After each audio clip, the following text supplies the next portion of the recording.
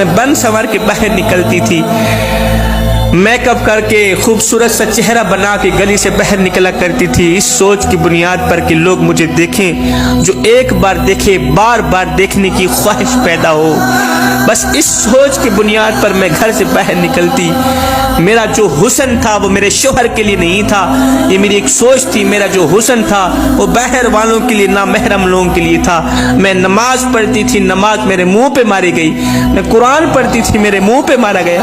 اللہ تعالیٰ نے ایک سانپ کی ڈیوٹی لگا دی ہے، وہ سانپ روزانہ آ کے کبھی میرے گالوں پہ ڈنگ مارتا ہے، کبھی میری پیشانی پہ ڈنگ۔ وہ نشیلی آنکھیں جس پہ میں بار بار اتراتی تھی، وہ خوبصورت چہرہ جس میں بار بار اتراتی تھی کہ میرا چہرہ کتنا خوبصورت ہے، کتنا حسین و جمیل ہے، اس چہرے کو سانپ ڈس رہا ہے۔ جو ایک پر ڈستا ہے میں 70 گز اور زمین کے اندر دھنس جاتی ہوں۔